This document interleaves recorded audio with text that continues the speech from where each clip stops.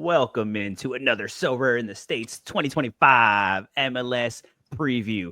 Howdy, partners. We're on our way to good old Texas right here. We got Thomas, the certified Texan himself, and Alex is still stoked that we are one sleep away from our brand new 2025 MLS cards on So Rare. So by the time you guys are listening, you guys will already spent all your money, but that's okay. So did we, but we're going to get into it. Austin FC. All right, we're going to get into the previews, who left, who came, the stacks you need, all the important stats that are going to take you to the top of the podium. Whew, we had to bring on Thomas. You're here on the Texas show, Atlanta United guy. You were excited to do this, so tell me, what's the hype behind Austin? Well, first of all, I'm from Texas. I lived in Austin for a little bit, so I got my roots there. But I'll tell you what, them Listos Verdes back. That Verde salsas don't spend the money. That Verde salsa. No, it's honestly, if you're an Austin fan, I think unfortunately getting rid of Josh Wolf should have been the highlight of your probably fall. I like Josh Wolf as a coach a lot. I really liked what he did whenever he first came into Austin, but I just really felt like the team stagnated and that his tactics were evolving. The players didn't seem bought in as much anymore. Look at what the whole Driussi saga was going on with Alex Ring. I know it was just a lot of just question marks, a lot of head scratching. It didn't get better. I was really surprised they actually brought him back for last year after the year they had prior. But they have a new technical director that came in last year, and this is I think his first full window to kind of get it all going. And yeah, this is a very refashioned team in a lot of places. I think it's going to be fun to watch. I like Nico Estevez. I like Nico Ball. I think it was working for a second there in Dallas, but things kind of fell apart. But I think give him another shot. He's done well in MLS before, and I think with the right roster, he can do exceptionally well. Yeah, and if anything tells you about the vibes being bad in Austin, they literally paid Yassi Zardes to not play for them anymore. You know it's bad when they're like, you know what, just take this money, but please go somewhere else, please. Just shoot. So the vibes have been bad. Alex, how are you feeling about Austin early on before we get into it? I will say just the most things that I can touch on are non play related. I will say their fan base is fantastic and their stadium is fantastic. They got good eats there. They got some pretty good food. And for play wise, I think that I like the moves that they've made. They got rid of sort of a guy who it seemed like he was going to go for a while in Sebastian Driussi, and they just finally were able to offload him. And they brought in a couple really good options, which we'll go over here in a second, that I like. Yeah, you already touched on it. Driussi being out. Who else kind of departed? Let me know. What are you looking at right here? Who's gone? Yeah, I think out of the main guys, I think it would be Zardes, who was starting, along with Driussi, obviously, and Alex Ring, who's headed to the Finnish league. I didn't actually know he had left to the Finnish league. I thought he retired. Yeah, he's finished. Yeah, I believe so. I mean, I thought he'd maybe hang out in MLS for a second, Yeah, I guess not. Yep, no, he's gone. Besides that, just a couple guys who were in and out of the squad. Ethan Finley was another one who started, but not much last year. So in the past, but yeah, the main one being Driussi, gone for $10 million. He's already a River. He's already gotten some appearances, so that was inevitable. Last year there were shenanigans. He missed the first few games, just due to Driussi not wanting to be there. He ended up sticking out the whole season, even when we thought he'd be gone in the summer. So yeah, but they've brought in a couple names that are pretty nice, and I think the main one, although he's not the most expensive, is Brandon Vasquez, coming over from Monterrey, really successful at Cincinnati a few years back, and Bukhari, who they brought in during the summer last year, who was solid. I think hype was high for him. I don't think he's hit that quite yet. I know that you were a fan, Jorge, of Bukhari. Still on that train? Still on that train of yeah, I still, with all the pieces that they brought in around him. Yeah, buddy. Yeah. Yeah, I think that's exactly spot on right there, is that Bukhari, he was working with a team that maybe wasn't necessarily formatted to fashion to where he could be the most successful. You look at the pieces that they brought in now. I mean, Vasquez, Uzuni, it's a lot of excitement. It's a rebranded attack. I think they'll go with a 4-3-3. So you'll see one of their at least one of their two central or attacking midfielders step up. I know there's some questions around who that's going to be. I personally think that's going to be more Danny Pereira to start. And then you have just some really just very, very flashy wingers. Zuni, I think he's gone a little bit under the radar, to be honest with you. I don't think I've heard a lot of hype about him, other than I know he was basically sitting out practice demanding a move whenever he was at Granada. And it's Nico Estevez. He's coming from the Spanish league, so familiarity with, I think, the style of play Estevez likes, and which is, lots of possession, lots of passing. Yeah, I think he's someone that I'm going to be keeping an eye on if his Sorare card prices aren't too bad. I mean, what are they right now? Right now, limiteds, you can get a classic for like $3. Yeah, the rare so there's no in season right 24. now. So I'll be curious to see what his in season goes for. I have a couple of Austin FC players in classic right now, so I'm tempted to maybe try and build a stack at some point this year. Yeah. No, I mean, that's a good shot. I knew Bakari came in mid-season last year. He kind of showed some flashes. Like you said, Uzuni does look like he's coming under the radar. No one's really talked to him. But I think the big one, and I mean, they brought in Ilie Sanchez too, obviously a proven kind of defensive mid. Obviously can get it done. Getting there in age, but obviously still solid MLS experience. But the big one is Brandon Vasquez. Obviously left in Mexico from Cincinnati. Did okay, but now he's coming back on a big fee. He really wanted to come back. Alex, how do you see Brandon Vasquez's second life in MLS going? Obviously, they have these flashy wingers next to him. How do you think he'll do in this Austin system? No, I don't think that he will do as good as he was in Cincy. I think he was incredible there. If you ever watched him there, I think the lack of a number 10 like Lucho is going to diminish him just slightly, but I still think with the amount of weapons, with Bukhari and Azuni on the left and right being able to service him, I think he'll benefit a lot from that. Do I think he's going to score like 20 plus goals? No. Do I think he's going to score like 15 plus goals? Maybe. Will he get double digits? Oh. Probably. Yeah, and then also they brought in Duber Sarki, who's another sort of depth piece for their midfield. They're bringing in a lot of midfielders. With already having Danny Pereira, they have him. They have Ilie Sanchez. They were rumored with Ilramendi, so we'll see what happens with that. But I think he might be. They have Sabovic as well. Like that's a very deep midfield. I'll be honest with you, and I think that's because that's a really important piece for the way they want to play. Right, they're really going to be looking to play through them, for them to pick up a lot of work. So this is going to be, it's going to be different than I think what we saw obviously under Josh Wolf's system. But I think this has all the pieces for success. I don't think Austin's had a bad preseason. I think they've tied I think they've tied pretty much all their games against MLS sides. And maybe this is something that it takes a little bit of time for this system to gel with the team. But I think I've read the chatter. I feel like people are down on Austin, and I don't see it. I think this is a pretty good team. Yeah, no, I mean, they definitely, they saw their weaknesses. They got rid of what they needed to. They basically changed up the whole roster. And you did bring up a good point, is that like, look, with this much changeover in the roster, there is a chance that it's going to take them time to gel. And I mean, you see it with DPs, just one singular big DP to come in and all of a sudden change things. Like sometimes that doesn't work out right away.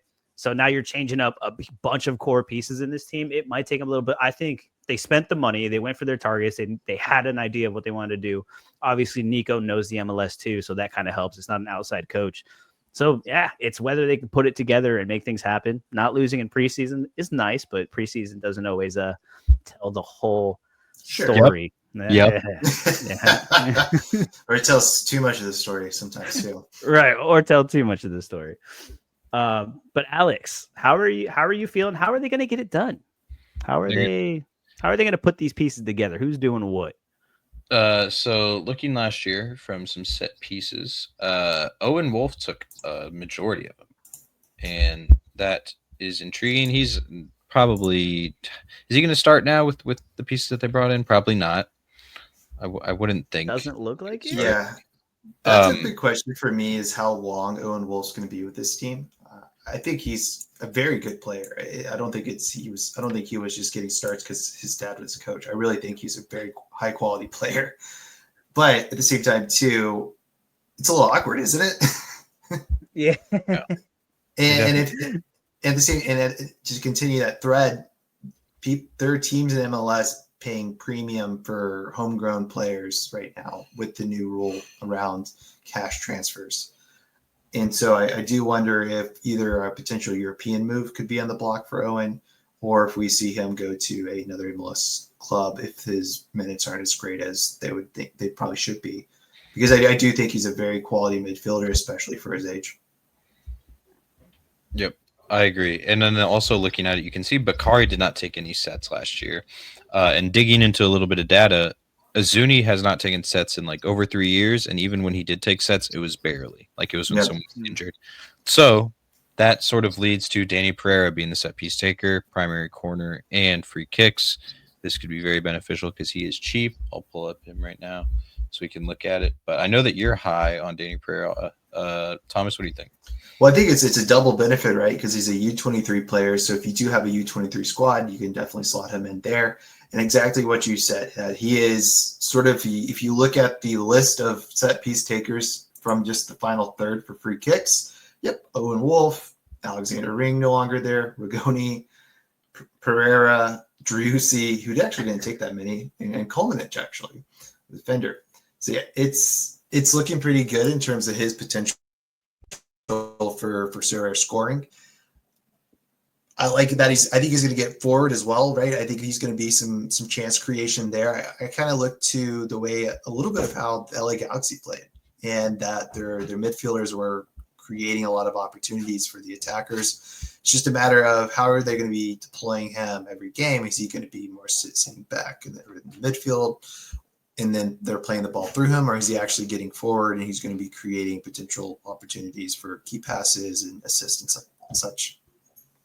Yeah, no, I was big on Danny Pereira last year. Just watching Allison FC, he definitely passes the eye test. But you were saying like he was kind of down the pecking order a little bit. They had other guys there doing things, Driussi, stuff like that. It wasn't necessarily him, but it does look like a lot of this Austin system is kind of falling on his shoulders a little bit in that midfield. It's like, hey, you've been here, you've grown with the team. Like now it's kind of your midfield. We have new pieces coming in. Like he's going to be the connecting piece. He can do it. He can score goals. His AA wasn't necessarily as great last year, but if he does have that increased role, a little bit more important on the ball through that transition in the midfield, I think he could do wonders for his. Maybe he gets that AA that he is needed for Sorare, because he's a little up and down, but that U23 kind of helps too. Alex, what are you thinking? Where's your head at? Because I know you push back on it a lot. Well, last year was different, but this year with him being primary set taker and sort of having to be that guy for them, I really like the potential he has. He's shown flashes, and you can see he has runs. The AA needs to improve. There was a game, it was this one, against us, where he had really good attacking AA. And so if he can start to have this more often, it could be really beneficial for him. He's done it in the past just only a handful of times. You can see how the year prior sort of gave us hope, and we saw about the same last year. So if he can make that jump this year, he could be very good on Sorare. And he's cheap. We like cheap. It's a cheap option as far as we go. So Thomas, tell me how are you stacking this team? If you were going to stack Austin FC, how would you kind of go about building it? Yeah, so start the goalkeeper, Brad Stuver. He is, I think, actually one of the better shot stoppers in all of MLS. So if you, even if you look back 2 seasons ago, and I think it was one of the stats categories, it's called post-shot expected goals, which I always use as a proxy for shot stopping ability in the season. And he actually was towards the higher end of that chart, even when they were giving away a lot of goals. I think the point is that they would have given away a lot more goals if he wasn't there. And so just me thinking them having more possession, I'm hoping him having great shot stopping ability. I'm hoping that he can actually be towards the higher end of the goalkeepers in MLS this season. I mean, look at the AA that he racks up, even though they couldn't keep clean sheets last year. Yeah, I mean, we've always said it was that dilemma between wanting to get a keeper from a good team that you know is unlikely to concede, and the one that's going to get peppered, and you just hope that he just has a great day and he ate his Wheaties that day. Freaking 100 against Nashville, like, yeah, my guy. But yeah, so I think Stuver is going to be your goalkeeper. The biggest question with this team, if you're trying to stack it, is the defender piece. So I'm on the lens that I would probably shoot for a center back. They're not going to get you the peaks that you would see from someone that was, high quality left back who's sending a lot of balls in for potential decisives. But if you look at Bureau, if you look at Gallagher, their scores are just all over the place. They have games where they have a lot of progressive passes that are complete, and they have games where a lot of passes are not being complete, and that's sort of what damages their scores a bit. Now, this is a new system, a new coach. Maybe that could improve, but I'm going to play it safe. I'm going to go with Cascante and just say, hey, I'll just hope for more clean sheets, hope for some nice AA from playing out of the back and such. Yeah, it's kind of tough with these teams because there's really no elite option. So it's kind of like pick your poison a lot of the times. Like there are going to be a lot of boom, bust, ups and downs. There are a little bit solid and over, but I think it's been a trend in these previews where like sometimes you just go with like that proven, tried and true guy, that high floor, like low ceiling, but like he's just going to get the job done. He'll keep you alive instead of killing your lineup as badly as others would. So there's a couple options for anybody. It's kind of just your pick of the litter. Alex, how are you feeling on the defender side? The thing is like if you're gonna stack the Austin, honestly, I think I would bring in an outside defender, just because you don't see any consistency at all, and you don't really see many peaks. John Gallagher had some peaks; they're really spread out, and so although you maybe want to keep it if you're going to buy a collection, like then do it. But to give yourself the best chance, I would go out and try to find someone cheap that you can just pair in, maybe look at matchups and see who you like that can sort of match up well with the matchups Austin have throughout maybe the first 10 games. Figure that out, see if it works out. And if not, go towards something else. Yeah. Right. Yeah. Simply like that. Like just wait, watch a couple Austin games. If you're going to stack Austin to this team, you're probably watching the games anyway. So just kind of keep an eye on the defenders, kind of see who they're doing, see who's losing a lot of duels, see who's getting cooked every time. So just kind of pay attention to those little things and then really see who's the best option. Or you look at a wingback who's getting in the right positions, swinging in the right balls, but they're just not falling for them. So just stuff to look for, but it is going to be a little tight in the defensive spot. But hey, you got Stuver back there, so that's a plus. Midfield, Thomas, what are we thinking? Yeah, so I think Danny Pereira is who I would start with. Definitely keep an eye out on the games to see who's going forward more. But if Pereira is going to be taking more sets, that's just a big one right there. Yeah, I think kind of from the conversation we had and like other things too, there's a lot of new pieces in that midfield. Yeah, they could be great, but we just don't know how they're going to adapt. There's a lot of players that take a lot of time to adapt to Major League Soccer, and Danny Pereira is already doing the dang thing. Alex, Danny Pereira to the moon? Maybe. Hopefully. That'd be cool. Maybe. Yeah, that would be sweet. All right, forward. Who we picking? Obviously. We got to go with the Atlanta legend, Brandon Vasquez. Superman. There you go, Brandon Vasquez. Yeah, I think it's pretty chalked in. We all kind of expect good things from him. We know he can do it. It's just a matter of he gets that service. Because, boy, once he gets the ball in the box, he is lethal. And this is where the fun comes in, because we have 4 somewhat solid options, but then that extra piece, you could kind of go multiple ways. We've kind of brought up a lot of them in this show. What are you thinking, Alex? At that 5th piece, who would you kind of stick with? I think I'm going to Zuni. Although he's new to the league, I think that he's probably going to be the best Sorare scorer just with past. And I think the real challenge is who are you going to captain? Because that's for me probably going to be the tougher choice. Yeah, I think Izuni for me. Captain Stuber. I was thinking genuinely, like he has the biggest peaks out of all the guys on it. Wow. Welcome to the first preview where, hey, this is the first time you go, oh, captain might be Stuber. I've captained Gazan before and it worked out. So I've captained Gayese before and it worked a couple times. So. But their week 1 opponent, Stuber captain, might not be the craziest thing in the world. Yeah, I would probably go with one of those attackers. Oh, yeah, definitely. Against Sporting Kansas City. Who lost 6-0, right, to Minnesota United? was our B team. All right. Yep. It's preseason. It's preseason. Which Yeah. I mean, not for nothing though. Austin, they do have SKC to start. They have Portland, which is questionable. Colorado, which is okay, and then LAFC and San Diego. So those first 3 games, you could get a little something from this Austin stack if you did feel like going that way. As far as for me though, I would kind of go Bukhari. He was obviously the first piece to come into this bunch. He's been here for a little bit now, so he does know a little bit of the league. And obviously, selfishly, I did pick one up too a few weeks ago for very cheap. So, you know, I'm just kind of riding the Bukhari train and I'm just going to go with it. But you do bring up a lot of valid points with the Zuni, especially because he's going under the radar. He may kind of there might not be a lot being played in the lineup. So if he does kind of pop off, it does give you a serious advantage. But Thomas, how are you feeling? Who's the last person you're putting in the stack? Yeah, I'm a Zuni. I'm team Zuni. I think I sort of kept my eye on him. I like the idea of Bukhari, but I think I don't know. That smile, man. He's got a great smile. Very good smile. Very white teeth. Like he's obviously great dental hygiene. Right. That means he's regimented. He's prime for a lot of photos of post scores. He just stand. I wish that was his goal celebration. Just He'll be on that first lineup edit for sure. Just smiling. Yeah. Just that's it. Just give me a celebration card. Just all teeth, baby. Sorare, you know what to do. But Alex, do you have anything else on this Austin team? No, I think I'm ready to go. I think we're good. I think Austin could be interesting, but I think honestly, Stuvers might be worth a pickup. I think with just his past AA, could be really good. I might have added a rare Stuver card to my gallery yesterday, and a limited.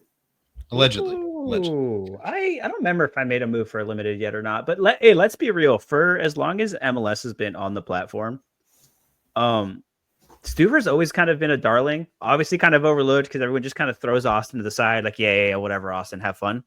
But Stuver, like you were saying, like I'd say best shot stopper in MLS. Like it's one of those things where like he is a quality keeper. He's obviously a product of his team in the last couple of seasons, but he's always been a solid choice. So why not get him in, especially if this team's going to be a little bit better? Maybe the ball will spend a lot more time on the other side of the field for once, but we just don't know. Thomas, any last words on this Austin team, Mr. Certified Texan himself? Good night, y'all. That's all, folks. Good night. We'll see you on the next one. These previews are going to keep coming real fast because we're running out of time and there's a lot more teams to get to. So thanks for tuning in. Check it out. Let us know what you want to see in these. If you want to come talk about your team, come hang out with us. It's obviously a good time. It's all a vibe. And we'll catch you on the next one. Later.